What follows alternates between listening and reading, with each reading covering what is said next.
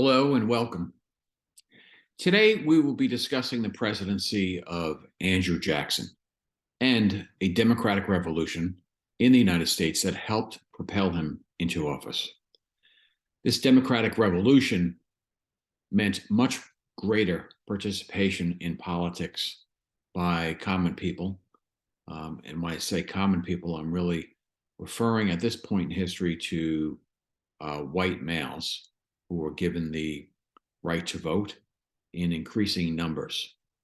You'll remember that the right to vote was often tied to property qualifications early on in the history of the country, and this became less and less so. And as a result, many more people were participating in politics in the early 19th century. So this revolution, combined with other changes in society produced by things that we've discussed, like the market revolution, territorial expansion, and the growth in the institution of slavery as well. And all of this combined to cause political change.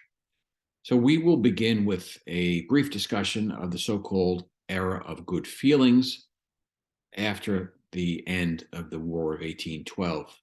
By this time, the Federalist Party had all but collapsed, essentially because of its opposition to the War of 1812, which, although was very controversial, once the war was over, when the United States, under the leadership of General Andrew Jackson, had defeated the British in the Battle of New Orleans, even though technically it came after the treaty ending the war had been signed.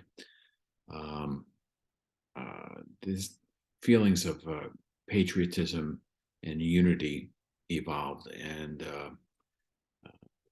Federalists who had attempted to oppose the war were not looked upon kindly fashion.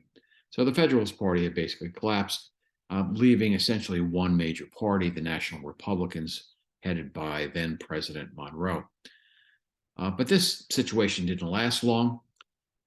Controversy over an alleged conspiracy about a, quote, stolen election, close quote, in 1824 led to the formation of a new political party that would become the Democratic Party, led first by Andrew Jackson. Jackson would go on to win the presidency in 1828 as he rode on this wave of popularity, anchored in his image as an anti-establishment, outsider, common man. Jackson was a strong president, but one who didn't necessarily want to use the power of the presidency to increase the power of the federal government. He was more concerned with sustaining the sovereignty of states. So by the end of his controversial presidency, it would most definitely not be described as an era of good feelings. In fact, another major political party, would emerge to oppose him and his followers, the Whigs, which we'll talk briefly about at the end of today's lecture, and we more so in future lectures. So let's begin with a look back at the aftermath of the War of 1812.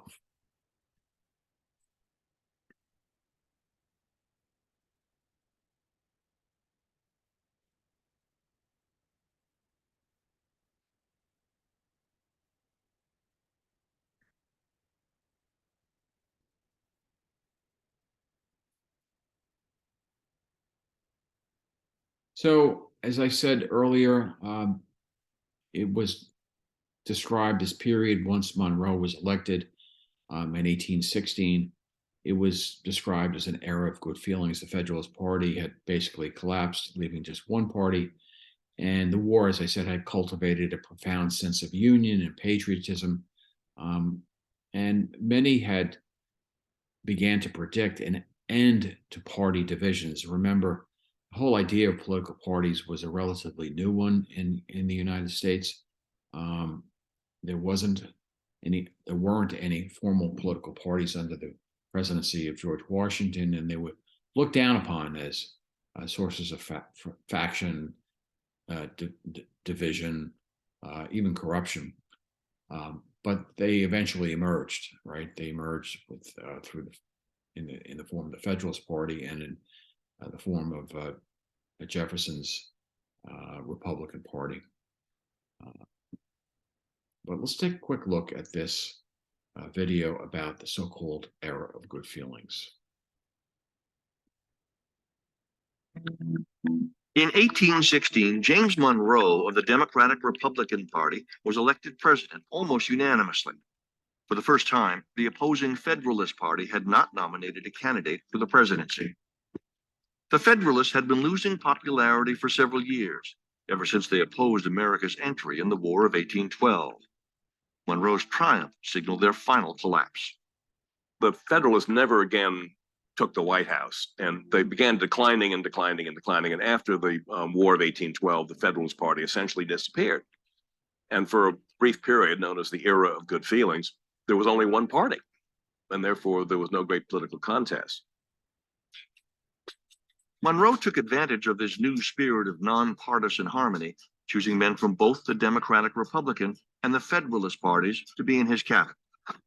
For Secretary of State, he chose John Quincy Adams, a member of the Federalist Party, not Monroe's party. Adams was responsible for the major diplomatic successes of Monroe's administration, the acquisition of Florida from Spain, and the famous Monroe Doctrine. It was even a newspaper from traditionally Federalist New England that gave the period its famous name. The era of good feelings, the phrase actually comes from a Boston newspaper. James Monroe goes for a trip up to Boston, and as he enters Boston, a newspaper heralds his arrival with a headline that says, "The era of good feelings." Historians have argued a bit. Some have said that the era of good feelings arrived with Monroe and left with Monroe. It ends for a variety of reasons. Partially, it ends because of the Panic of 1819, when the United States experiences this rather massive economic panic that ends the economic boom that had begun in the aftermath of the War of 1812. But the era of good feelings also dwindles because of the rise of the Second American Party system, which develops in the early 1820s.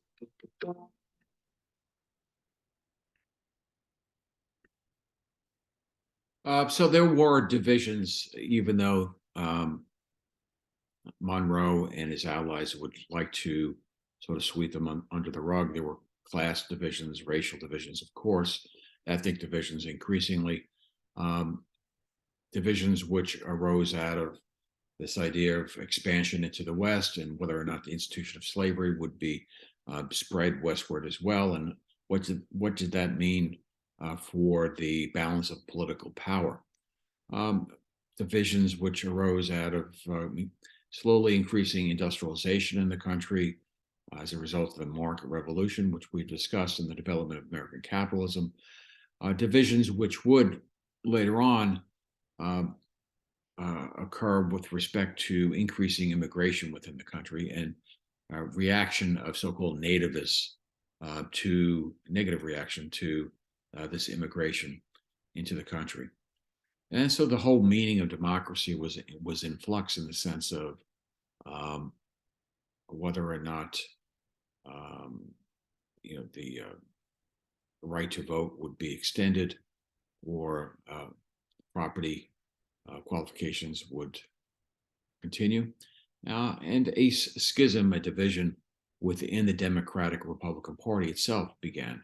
And this gave rise to the Jacksonian Democrats.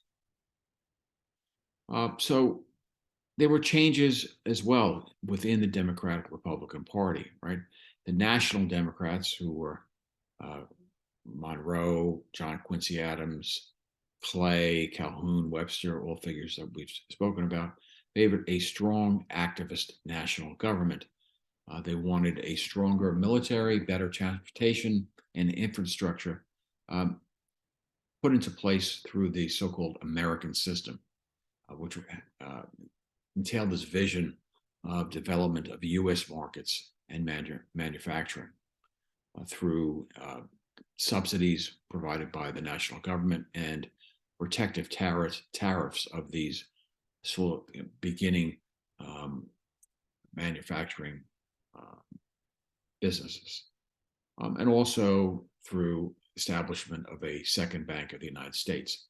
You'll remember that Jefferson and Madison objected to Bank of the United States, but they really didn't have much of an objection to the bank when they became presidents, right? They recognized once they obtained power in the executive branch, they recognized the use of the bank, and this agenda here of the Democratic Republicans in general actually sounded a bit like that of the Federalists. And as alluded to in that video, Monroe had developed a very assertive, very strong foreign policy, entered into a transcontinental treaty that that allowed the United States to obtain Florida and establish what has been called the Monroe Doctrine, all of which we'll talk about when we discuss U.S. foreign policy and development of U.S. foreign policy in a future lecture. So, of course, we have the divisions which arise from the institution of slavery. Slavery is spreading as people are expanding into the Western territories. And with respect to Missouri, that wanted statehood, and one of the Congressman Talmadge attached an amendment to the bill which would have granted statehood to Missouri, which would provide for no importation of enslaved people into Missouri after passage of this law, and gradual emancipation within the state. So this was rejected, and a compromise, which had been shepherded through Congress by Clay, called the Missouri Compromise, would admit Missouri as a pro-slavery state, while Maine would also be admitted into the Union as a free state. And this compromise eventually eliminated slavery as an element of national politics, at least for the time being.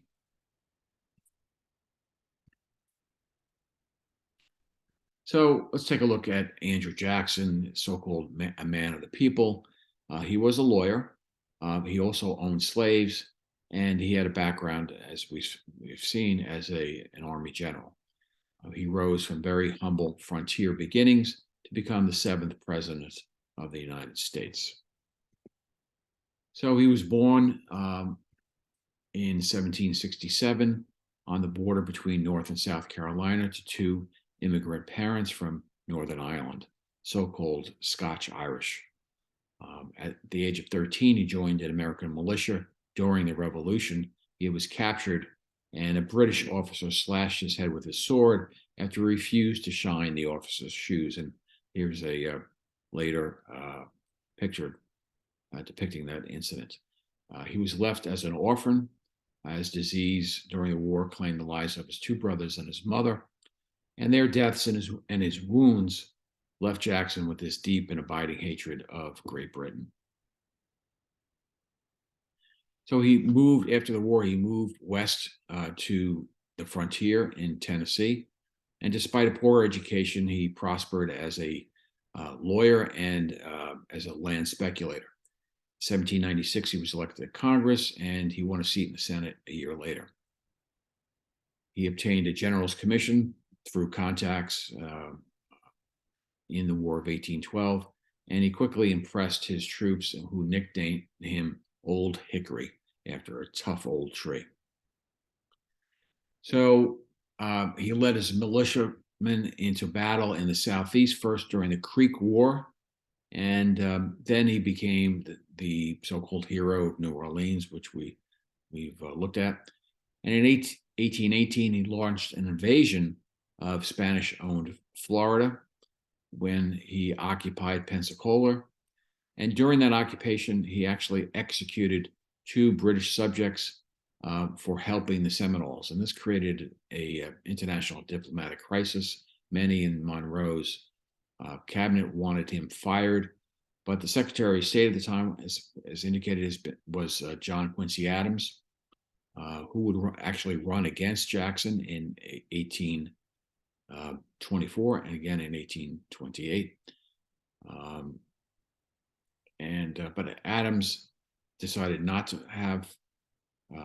arrange for Jackson to be fired, and he used Jackson's military success for his own purposes in trying to persuade Spain to accept a treaty which gave Florida to the United States. So, election of 1824, there were actually 4 candidates: Andrew Jackson, John Quincy Adams, and Henry Clay, and a William Crawford. Jackson was thought of as an outsider and really wasn't taken very seriously. But his image as this war hero and as a common man led to the fact that he racked up 43% of the vote. And Adams won the next highest amount in 31% of the vote. But Jackson did not win the majority of the electoral, the vote in the Electoral College. So this meant that the vote had to be thrown to the House of Representatives for a determination who was going to be the next president. So John Quincy Adams won 10% less than Jackson in the popular vote, but he was able to obtain the presidency through some backdoor deals. Clay had dropped out of the race and aligned himself with Adams in return for a promise that he would become Secretary of State. And back in those times, the Secretary of State, rather than the Vice President, was really thought to be in a position to take on the position of President next time around. So Jackson was furious at this so-called corrupt bargain. So let's take a look at a video on that issue.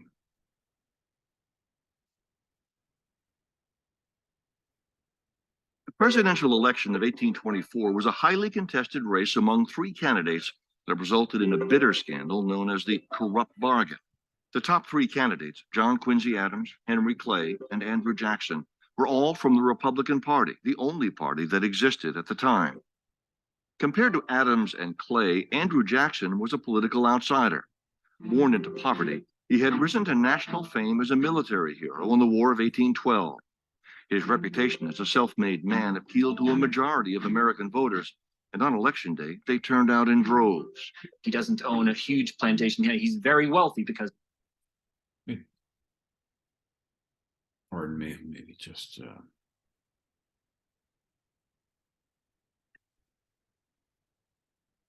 Let me try that again.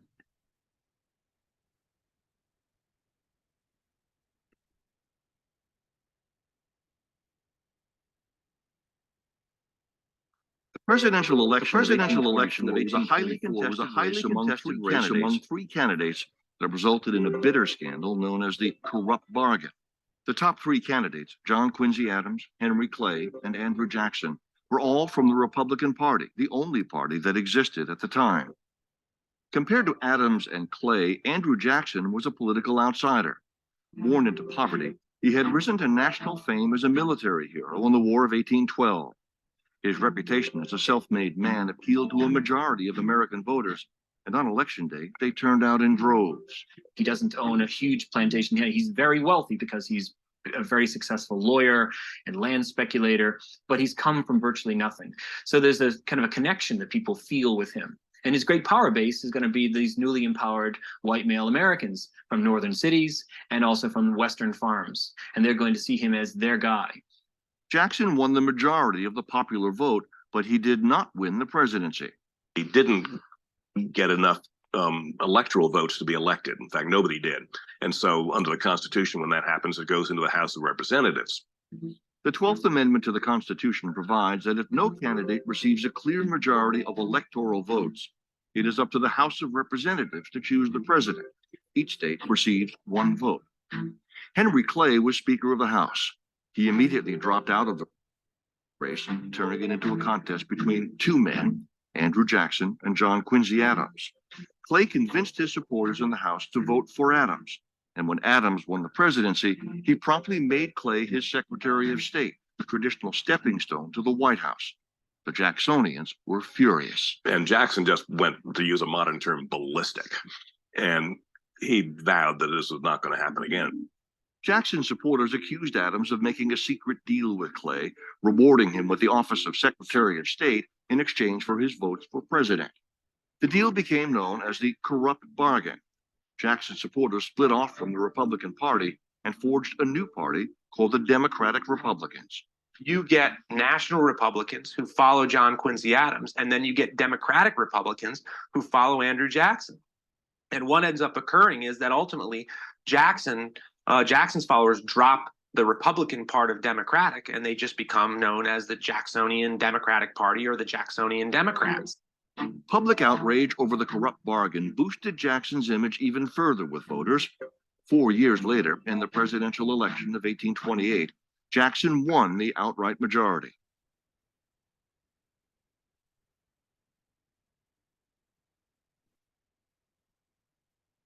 So we can see from this map that most of John Quincy Adams' support was in the northeast New England, right? Whereas Jackson's support in the blue was mostly in the South and in the Western territories. So John Quincy Adams becomes president, again, consistent with that agenda which we went over for the National Republicans. He calls for transportation improvements, a national university, a naval academy, all supported by federal funds. He is identified with banking and mercantile interests, which is not good for him in the sense of the growing dissatisfaction with those interests among common folk who are increasingly being able to vote. He also supported a tariff in 1824, which divided the North and South. It was a tariff which sought to be protective in the sense of protecting industries that are just starting up from competition from goods coming in from other parts of the world. But it really wasn't all that needed at that time, and yet he supported it anyway. So his presidency, John Quincy Adams' presidency, is really considered by and large a failure by historians, but he did have a great influence on United States foreign policy, again, as we'll discuss in a future lecture. So a lot of the social and political base of Jacksonian democracy came from these people who were moving from the East Coast over the Appalachian Mountains and into the Western Territory. Here is a depiction of some immigrants doing just that as they crossed the Appalachian Mountains on the way to faraway Pittsburgh, Pennsylvania. So these migrants wanted land, they wanted easy credit to help them buy the land and help them buy equipment to help them farm it. They wanted low prices for the land. They were in this curious position of being dependent upon local and state banks, but they were antagonistic towards those institutions at the same time because of the foreclosures and the involvement of these banks with big land speculators. They were more focused, they believed, on these big land speculators than just common folk who wanted to buy small plots of land for farming. And they were suspicious of government power as well. And within the cities, we had the development with the market revolution of wage labor is becoming much more common. So there was a dependency being developed there of employees, wage laborers on their employers. And the Panic of 1819, which we've discussed, increased the skepticism towards elite members of society, both in banks, in government, and among employers. And as a result, There was increasing protests, the formation of unions, strikes, and organized protests. With all of this, there was also this suffrage reform, which we've alluded to. You'll recall that there were always two fears of the framers of the Constitution, the founders of the country, and that is having too much democracy and having too little democracy. Fears of tyranny of the majority in a democracy, and also tyranny of executives such as the president, who would exercise too much power, all right, who might be subject to being a demagogue, someone who would gain power by tailoring their positions towards the fears of the people. And this would lead to disorder, and this was something which the Constitution was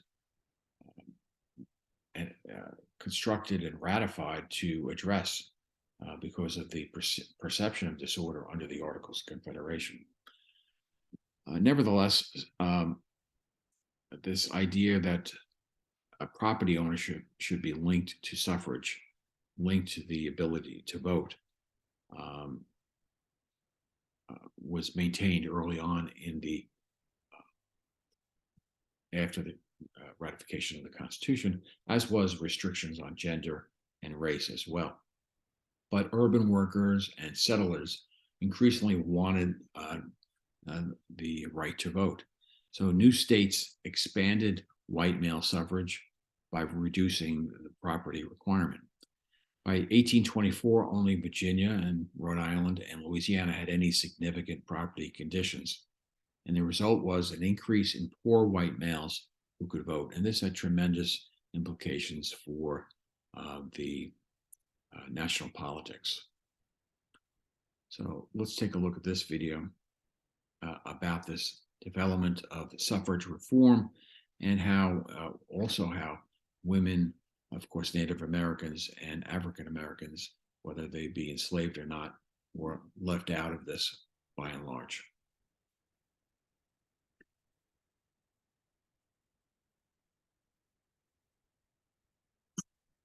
Welcome to 60 Second Civics, the daily podcast of the Center for Civic Education. I'm Mark Gage. In the American colonies, the right to vote followed the British model. Only free adult males who owned a certain amount of property could vote. This was because it was assumed that only property owners, called freeholders, would have a strong enough interest in the well-being of their communities and enough financial independence to be free from manipulation. Connecticut's qualification might sound funny to modern Americans. In order to vote, a man had to demonstrate maturity in years, quiet and peaceable behavior, a civil conversation, and 40 shillings freehold, or 40 pounds personal estate. Voting requirements changed with the American Revolution, which began in 1776. Pennsylvania, for example, began allowing tax-paying adult men to vote. New York also liberalized voting with its 1777 Constitution. New Jersey briefly allowed adult women to vote if they owned a certain amount of property. The catch was that if the woman were married, her property would normally be considered to belong to her husband. In any case, the law in New Jersey was changed in 1807 to exclude women. Roughly half of the newly independent states adhered to the earlier, more conservative suffrage practices. Nevertheless, it was easier for adult white men to qualify to vote in the United States than in Britain. That's all for today's podcast. 60 Second Civics. All right, so although to our modern ears, the very idea of having a property qualification would seem so antagonistic to the idea of democracy, in relative terms, this was a much more democratic system than anywhere else in the world. So, as the Western territories organized and entered the Union, there was a band of states that formed where there was no property qualifications for white male suffrage, and often they would only need to prove that they were paying some sort of taxes to qualify to vote.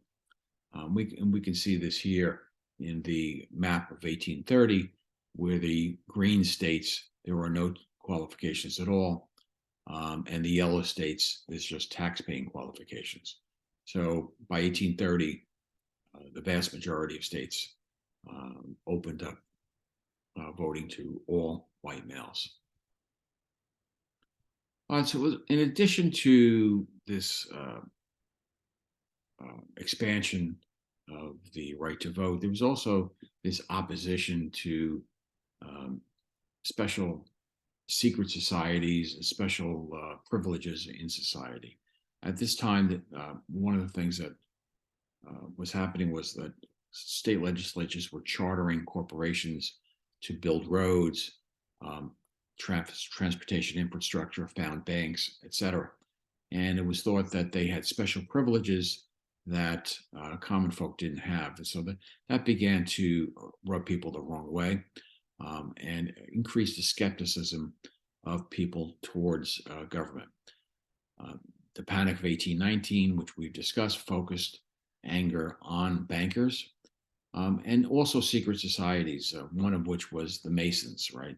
This secret organization. George Washington and others were members of this sort of self-help organization that would do favors for each other. And with the expansion of white male suffrage, the right to vote, there arose an anti-Mason party, as a matter of fact. And so this became part of the struggle of the common people against this notion of aristocracy. And it's consistent with this long trend of fear over a corrupt conspiracy against liberty that we've discussed, that can be originated all the way back to the 17th century in England, right during the English Civil War, and was communicated to and picked up on by framers of the Constitution.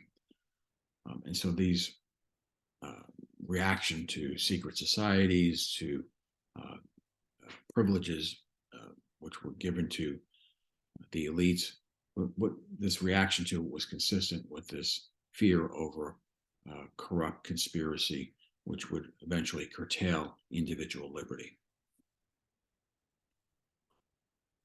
So Americans around this time went to the polls in impressive numbers. They were demonstrating publicly. They were engaging in partisan speeches at patriotic holiday and anniversary celebrations such as the 4th of July, which is something that today we would sort of take for granted, but at the time was a new development. They would petition Congress, they would openly criticize the president, and they would just exhibit less deference to elected leaders.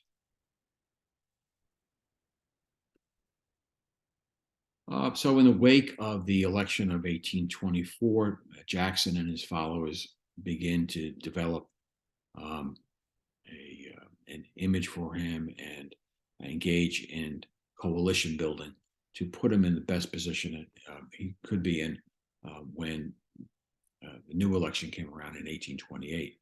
So they reinforced his image of respectability. He was still thought of as an outsider and anti-establishment, but they wanted to assure people that he was an agent of stability, not instability. And they also built political coalitions.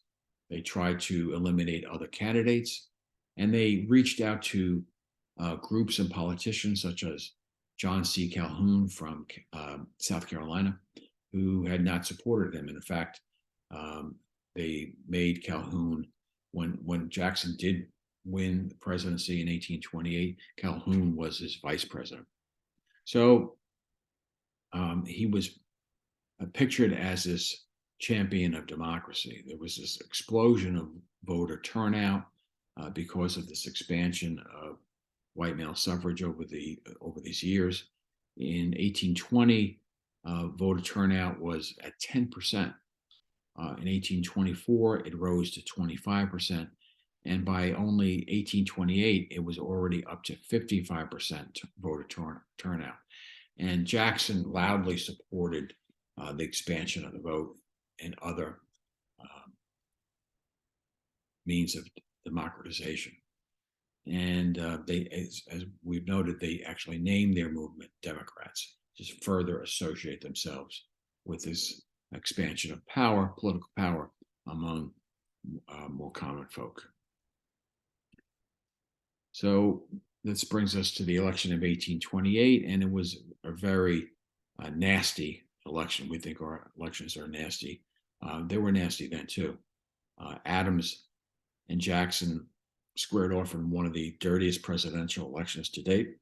Pardon me. Jackson allies accused Adams of elitism, which he was. He was an elite. His father was President John Adams, and he had served as in some sort of diplomatic function since he was a teenager over in Europe. He spoke many languages, so he was an elite.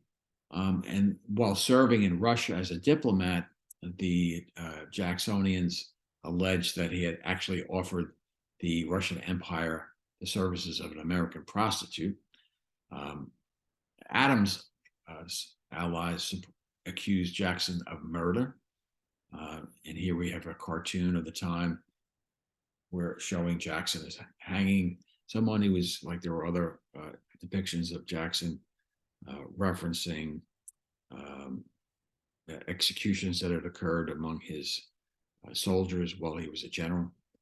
And they also attacked the morality of his marriage, because Jackson had unwittingly married his wife before the divorce was complete. And that irked Jackson to no end, that avenue of criticism. So Jackson wins the election of 1828 with 55.5% of the popular vote. Adams gets 44%. And again, Adams's support is mostly in New England, also in Western New York, New Jersey, Delaware. But you can see from the blue states here that Jackson's support is massive in the South and in the West. And so at this point, I'd just like to shift gears a little bit and look at Jackson's relations to Indians. This. Oops. George Washington stated that during his administration, the government of the United States are determined that their administration of Indian affairs shall be directed entirely by the great principles of justice and humanity. And in fact, Washington treated the native tribes as foreign nations and entered into treaties with them as you would a foreign nation. And he recognized that the government, however, could not be powerful enough to hold back the settlers from the Appalachian Mountains. What he suggested to the Indians was that they basically take on European traits of farming and what they considered to be civilization. And 5 tribes, the Choctaws, the Chickasaws, the Creeks, Cherokees, the Seminoles, by and large, did that, and they became known as the 5 civilized tribes. They're pictured here on the map of their location. For doing that, for taking on these European ways, including agriculture and even owning slaves, they were able to retain their ancestral lands for some time. But other Americans considered natives incapable of real change and felt that they had to be dispossessed of this land, that dispossession was inevitable. So Jackson was one of these. He basically hated Native Americans, and that reflected his experience in the Indian Wars of 1790s. Here we have pictured here a Creek chief basically turning himself into General Jackson. This position of hatred for Native Americans also conformed to the views of many settlers, many whom hadn't actually seen yet any Indians.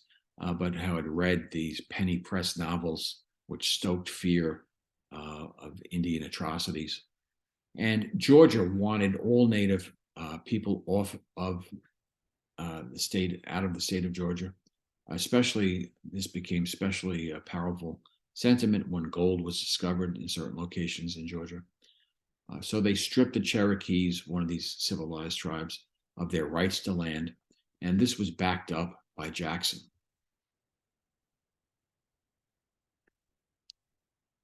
So a court case called Worcester versus Georgia actually made its way up to the Supreme Court concerning this issue. And the so-called great Chief Justice John Marshall, pictured here on the right, about whom we'll speak much more in future lectures, ruled that the Cherokee Nation was indeed a foreign entity with its own laws, and Georgia had no power to enter into its territory except either with the consent of the Cherokees or in conformity with treaties or other federal law. So the power to interact with those, with that tribe, was vested only in the federal government and not Georgia. In fact, Georgia acted unconstitutionally. Jackson ignored this decision and famously said, "John Marshall has made his decision, now let him enforce it." And that kind of alludes to the whole idea of the court being the so-called the least dangerous branch, right? According to Alexander Hamilton in the Federalist Papers 78. It has no army to enforce its decisions.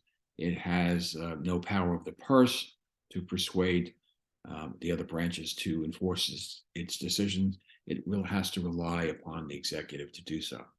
And Johnson took advantage of this position of the court to basically ignore the decision of the Supreme Court. So here's a quick video on that issue.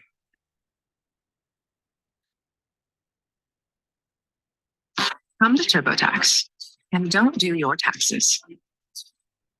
Meet with one of our experts.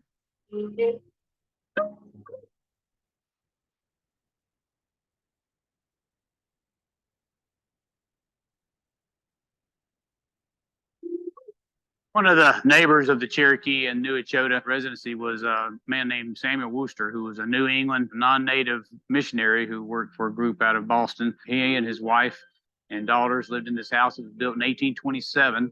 He came here for two reasons. One, obviously to preach the word of God as a missionary, but also because of his family and his knowledge and interest in printing operations, linguistics, and languages. He was sent here specifically to New Echota, to the capital. Elias Boudinot, who was the editor of the newspaper, had gone to school with the mission group that Worcester worked for. So they were familiar with each other, knew each other, and were eager to work together in establishing the newspaper. Worcester was very important for the Cherokee because not only did he come preaching and working with a teacher to operate a school here at New Echota for the Cherokee people, but he also was active in helping with setting up the newspaper. And in Georgia's efforts to make life miserable for the Cherokee and others here, one of the laws they passed was that if you were a white living within the Cherokee Nation land, you had to get a permit from Georgia. And this law was passed by the Georgia legislature specifically to make life tough for the missionaries who they felt were getting in the way of Georgia's efforts to move the Cherokee off this land. And it was also aimed at people like John Wheeler, the white printer that lived here at New Echota. In 1831, Worcester had been arrested along with 11 other missionaries for violating this law, claiming that he was here under authority of both the federal government because he did work as a U.S. postmaster for New Echota, but he was also here under the authority of the Cherokee Nation. Georgia complained to Andrew Jackson, the President of the United States, that the missionaries serving as postmasters within this land were getting in the way. Andrew Jackson quickly fired basically all of the missionaries that were serving as postmasters and brought somebody else in that would kind of toe the U.S. party line. And Worcester was removed from his position as postmaster. Subsequently, he was arrested by the state of Georgia for violating that law of getting a permit. He and one other gentleman, Eliza Butler, another missionary, refused to back down, and he and Mr. Butler were sentenced to 4 years in prison in Milledgeville, which was our capital at that time. He served about 18 months with that 4-year term. During that time period, he appealed his case. It carried all the way to the U.S. Supreme Court. So it set precedents for tribal sovereignty that's still discussed today. Unfortunately for Wooster, even though the Supreme Court ruled in his favor, Andrew Jackson, as the executive leader, as the president of the United States, refused to enforce that judicial ruling. He is quoted as saying, "John Marshall, the Chief Justice, made his ruling. Now let's see him enforce it." And that really kind of opened the doors for Georgia even more to make life miserable for the Cherokee. Unfortunately for Eliza Butler and Samuel Wooster and other non-Cherokee also on this land, as part of the lottery system, when land lottery winners acquired possession of the land, they too lost their houses, their farms, and their property. So Samuel Wooster packed up his belongings when he got out of prison. He did drop his case since he realized it was not going to be enforced. He was released from prison, told not to come back to Georgia, basically. And he and his family packed up their belongings here and moved out west and continued to work for 30 plus more years as a missionary and as a printer with the Cherokee Nation, with the Choctaw Nation and other Indian tribes in what is now part of Oklahoma.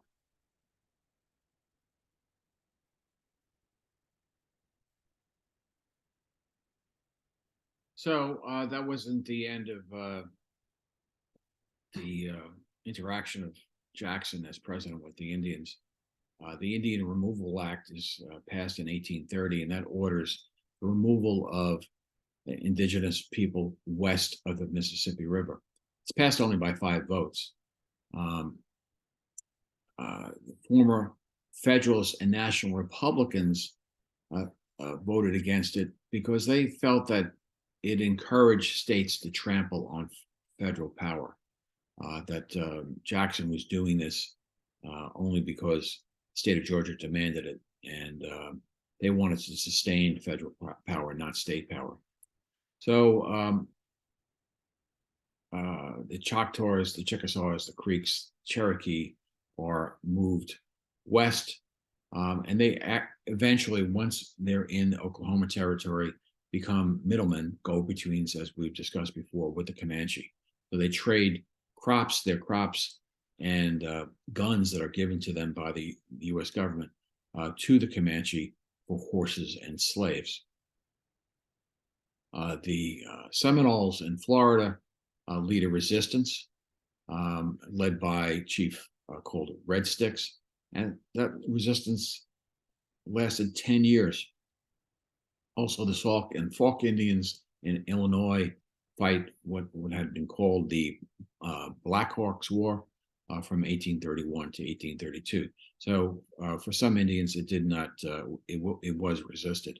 But many of these Indians who walked the so-called Trail of Tears never saw the end of that trail in Oklahoma. Here's a video about the Trail of Tears.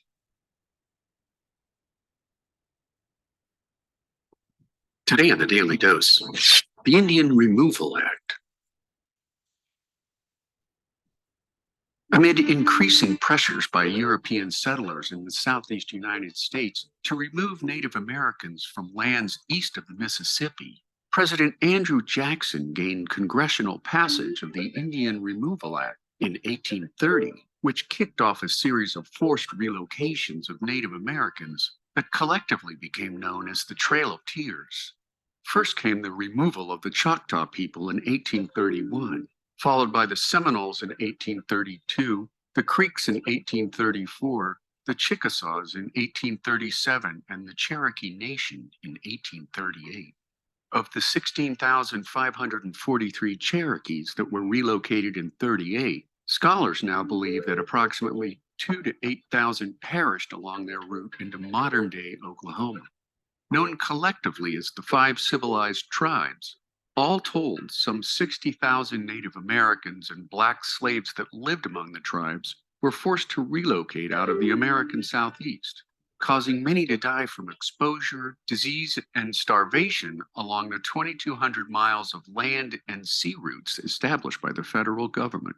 While the U.S. government at first acknowledged that 400 Native Americans had perished during these forced marches, scholars soon revised that number upwards to 4,000. Although many historians today suggest that the Cherokee migration alone killed 1/4 to 1/3 of her people, when they were forced to march 10 miles a day in knee-deep snow.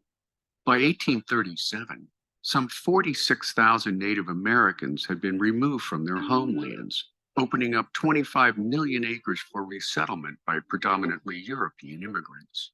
People at the time of the Trail of Tears migrations knew what the federal government was doing was wrong, maybe even illegal in light of previously signed treaties with the Southeastern Indians. Yet under the uniquely American belief in manifest destiny and American exceptionalism, most white Americans looked away in the name of progress, expansion, and a greed-inspired thirst for land ownership. And there you have it.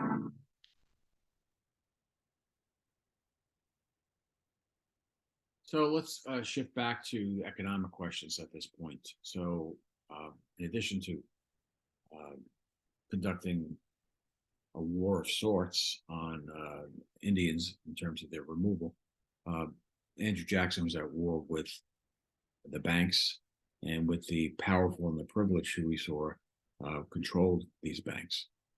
Americans, he was in line with Americans who mistrusted these banks as well. And they also mistrusted paper money. And Jackson had a personal axe to grind here. He believed that the rumors that the bank had actually helped buy votes for Adams in the last election. So when the bank's charter came up for a vote, again, Jackson vetoed that legislation. And he took this message into the next election, the election of 1832.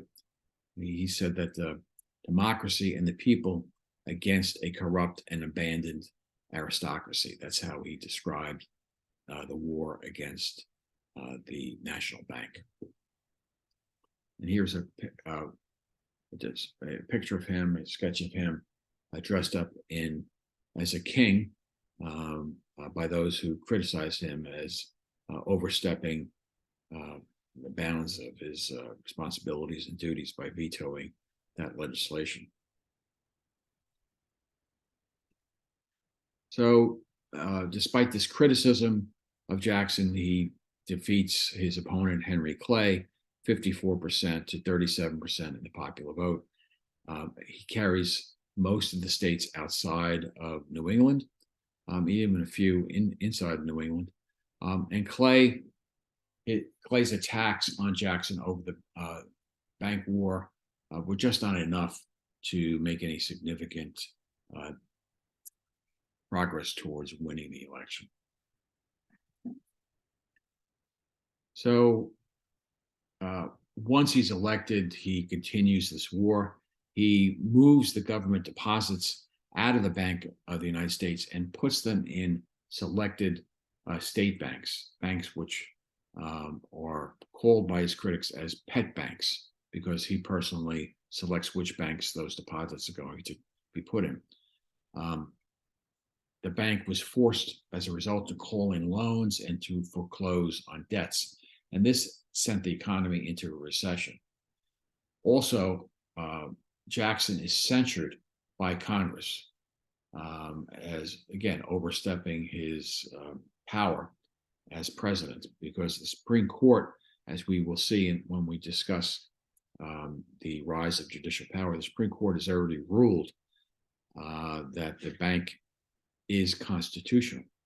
And Congress had voted to recharter the bank. So according to Henry Clay and others in Congress, Jackson had overstepped the bounds of his power and responsibility and his duties by taking this action with respect to the bank. And they censure Jackson for this action. In addition, Jackson acts to take millions of deposits out of the Bank of the United States and distributes federal surpluses to the states. Again, he's more interested in sustaining state power than the power of the federal government. State banks use this money to issue loans and print money, and they do so in ways which vastly exceed their assets. which creates a bubble. And the bubble bursts in 1837, which leads to the worst financial crisis in U.S. history up until then. His successor as president, Van Buren, will actually see the effects of this depression and this burst bubble more than he will. So here's a link to this discussion about the shift in power over the economy, of regulating the economy away from Washington and into the hands of private business as a result of this depression.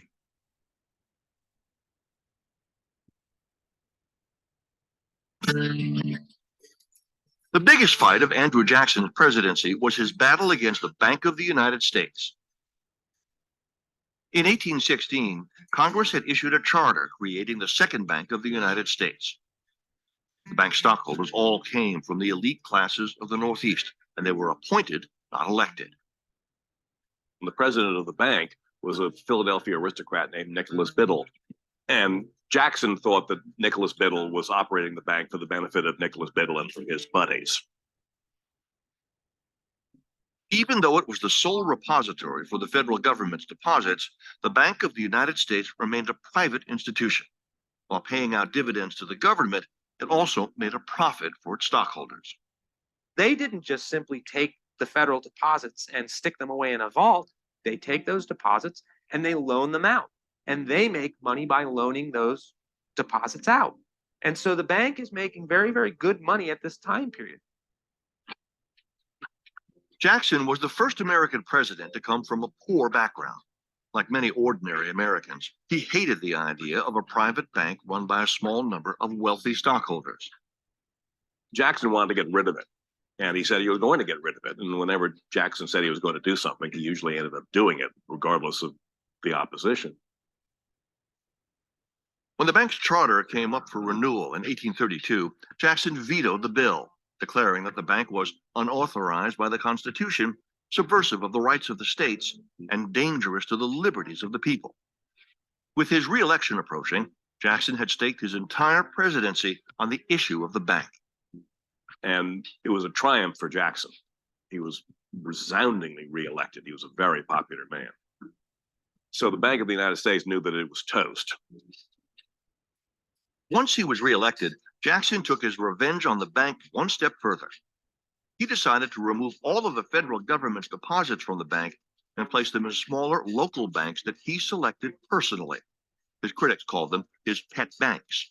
In order to do that, he has to have the Secretary of the Treasury remove the deposits. The first Secretary of the Treasury he goes to, he says, I want you to remove the deposits. And this Secretary of the Treasury was a bank man and says, well, I'm sorry, President Jackson, I can't do that. He has this person moved to a different office. The second Secretary of the Treasury, a guy by the name of William Duane, comes into office. And Jackson says, well, Mr. Duane, I want you to remove the federal deposits. And Duane says, well, I'm sorry, Mr. President, I can't do that. And he summarily fires Duane. The third Secretary of the Treasury is Roger Taney, who's moved over from the Attorney General position. And Jackson says, Mr. Taney, I want you to remove the federal deposits. And Taney says, well, yes, Mr. President, I'm happy to remove those federal deposits. And now Taney wins as a result of doing this. He ultimately becomes Chief Justice of the Supreme Court when John Marshall passes away. Jackson's enemies in the Senate were so infuriated by what they considered Jackson's expansions of presidential power that they formed a new opposition party known as the Whigs. And with the death of the Bank of the United States came the end of an era of centralized control over America's monetary system. The following decades would be a time of laissez-faire as economic power moved away from the federal government and towards private businesses.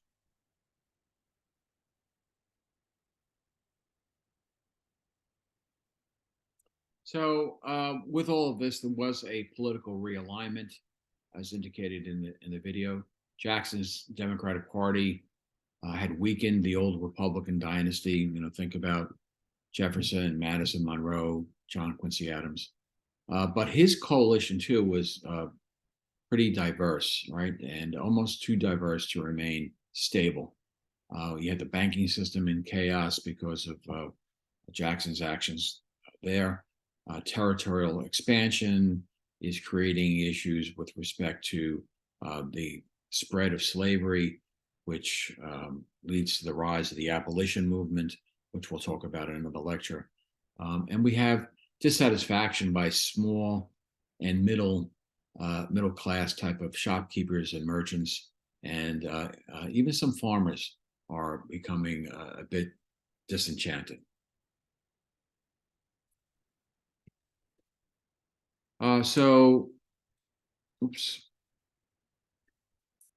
The Whigs are formed and become a party, major party in the United States from 1834 until 1854. So this attack on the bank sort of galvanized opposition by the former national Republicans, such as Clay. He was the one who spearheads the vote in Congress to censure Jackson. And he identifies his position at this time as, so quote, Whiggish. And that's a reference to a British political party, especially during the time of the American Revolution, which opposed royal tyranny. It was in opposition to tyranny. And so that idea sort of caught on, and the name Whigs became the name of this new political party in the United States. So it was consisted of former national Republicans from the Northeast and the Upper West who began to doubt this idea of manifest destiny and uncontrolled territorial expansion because of their fears that it would bring further political corruption, disorder, sectional conflict, and the extension of slavery. They continue to back this idea of an American system, the development of American markets through strong interventionist federal government, right? A national bank, protective tariff, and government-sponsored internal improvements. It was also made up of former Democrats, as I said, middle-class shopkeepers and merchants who valued ideas about order, which they felt were being undermined by the Jackson presidency, meritocracy, and this fear of both majoritarian and executive tyranny, the traditional fear that had been with the country from the beginning. And also against some small farmers who had been hurt by the Depression, which had started in 1837.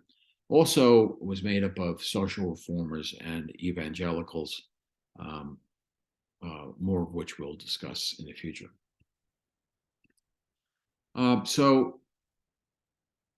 Both Democrats and the Whigs had strong support in the North and in the South, and this meant that both were committed to keeping the issue of slavery out of national politics, because to do so, to bring slavery into this political discussion at this time would sort of undermine their base of both parties. This would all change with the rise of new parties such as the Republican Party later on, as the abolition movement grew in strength. So until then, these two parties, consisting of many factions in each group, produced some sort of unity in the country. So let's take a look at the discussion of this issue by historian Professor Foner from Columbia, one of the leading historians on this area.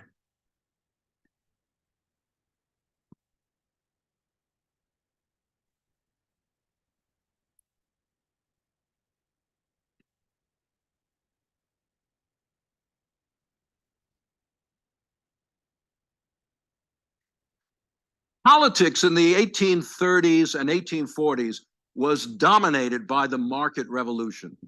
The issues that political parties, at this time we're talking about the Democratic Party and the Whig Party, the issues they debated were the issues thrown up by this market revolution. Banking, right? Currency, protective tariff or free trade, internal improvements. Should the government pay for railroads, canals, etc.? What should the role of the government be in connection with economic growth? By the way, we're still debating that today, right?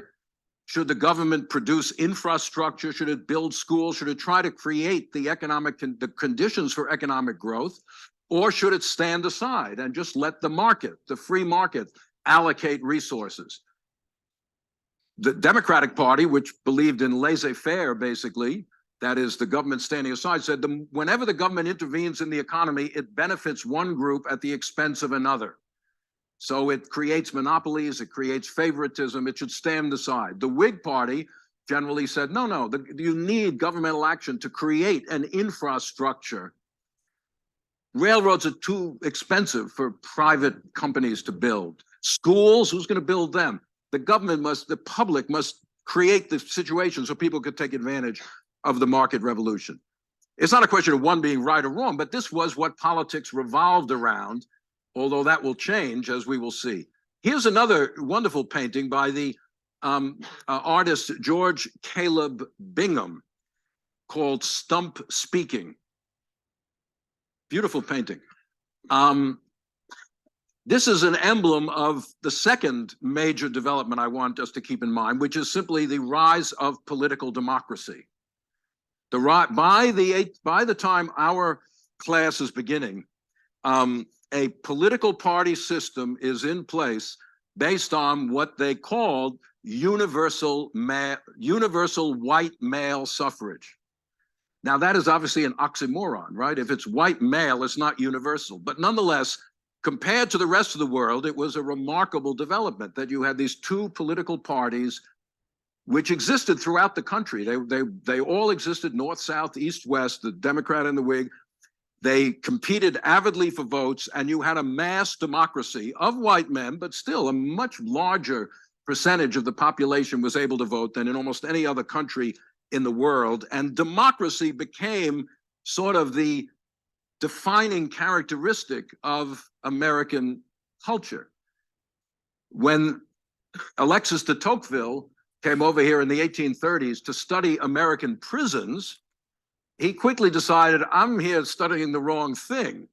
What's interesting in America is not prisons, but democracy, which he, as a French aristocrat, rather disliked.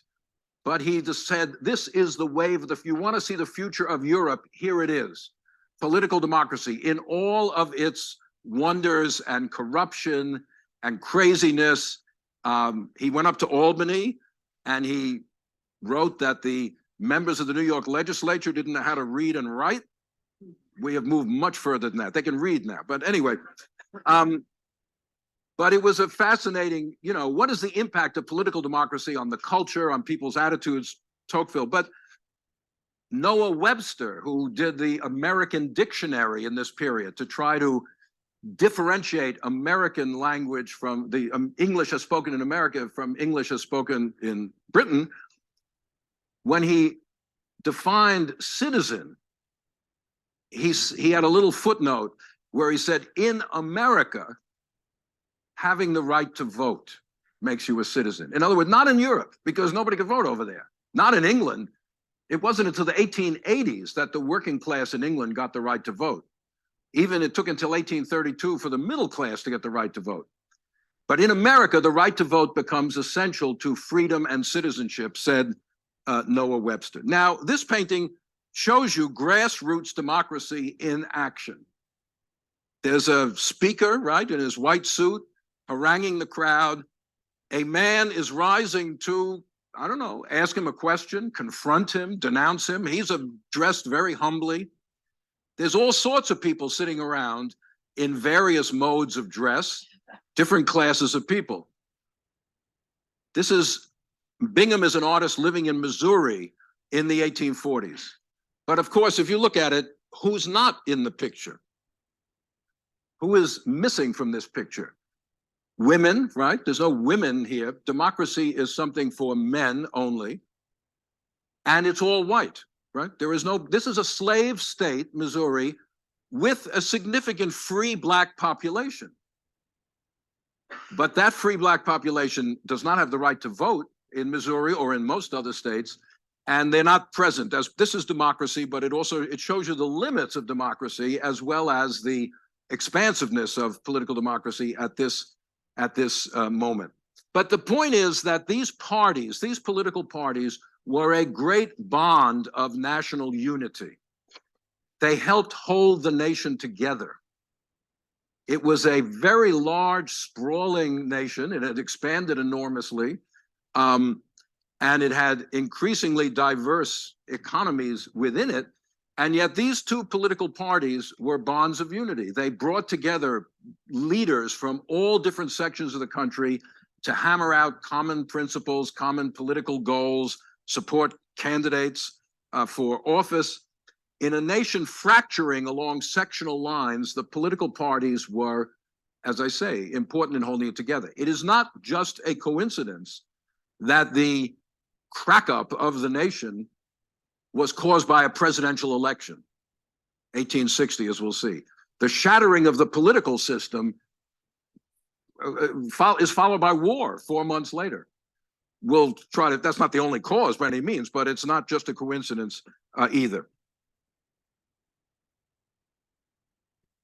Yeah, so I think that's a wonderful synthesis of the effect of the market revolution and this limited democratic revolution had on the country, on the society, on culture, and on politics.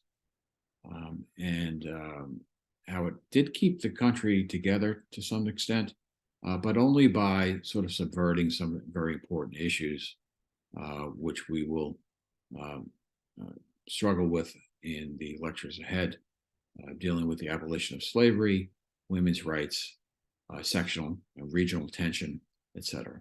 So thank you so much for your attention, and we will see you again next time. Bye-bye.